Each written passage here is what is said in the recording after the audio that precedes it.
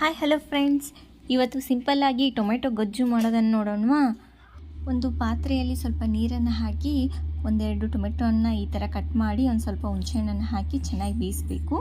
ನಂತರ ಇನ್ನೊಂದು ಪಾತ್ರೆಗೆ ಸ್ವಲ್ಪ ಮೆಂತೆಕಾಳು ಜೀರಿಗೆಯನ್ನು ಫ್ರೈ ಮಾಡಿಕೊಂಡು ಸ್ವಲ್ಪ ಪುಡಿ ಮಾಡಿದ ಮೇಲೆ ಅದಕ್ಕೆ ಸ್ವಲ್ಪ ಅಲ್ಲ ಮಿಕ್ಸ್ ಮಾಡಿಕೊಂಡು ಇನ್ನೊಂದು ಸಲ ಗ್ರೈಂಡ್ ಮಾಡಬೇಕು.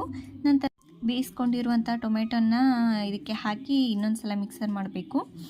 ಇನ್ನೊಂದು ಪಾತ್ರೆಗೆ ಸ್ವಲ್ಪ ಎಣ್ಣೆ, ಕಡಲೆಬೇಳೆ, ಉದ್ದಿನಬೇಳೆ, ಕರಿಬೇವು, ಸಾಸಿವೆ, ಜೀರಿಗೆ ಮತ್ತು ಸ್ವಲ್ಪ ಬೆಳ್ಳುಳ್ಳಿಯನ್ನು ಸಿಪ್ಪೆ ತೆಗೆದು ಇದಕ್ಕೆ ಹಾಕಿ ಚೆನ್ನಾಗಿ ಫ್ರೈ ಮಾಡಿದ ಮೇಲೆ ನಾವು ಪೇಸ್ಟ್ ಮಾಡಿಟ್ಕೊಂಡಿರೋದನ್ನು ಹಾಕಿ ಸ್ವಲ್ಪ ಉಪ್ಪು, ಅರಿಶಿನ, ಖಾರದ ಪೌಡರ್, ಸ್ವಲ್ಪ ಬೆಲ್ಲ ಹಾಕಿ ಚೆನ್ನಾಗಿ ಮಿಕ್ಸ್ ಮಾಡಬೇಕು.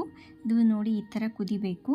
ಇದು ಕುದ್ಮೇಲೆ ಅದಕ್ಕೆ ಸ್ವಲ್ಪ ಶೇಂಗಾ ಪೌಡರನ್ನು ಆ್ಯಡ್ ಮಾಡಿದರೆ ತುಂಬ ಟೇಸ್ಟಿಯಾಗಿರುವ ಟೊಮೆಟೊ ಗೊಜ್ಜು ರೆಡಿ ಆಗುತ್ತೆ.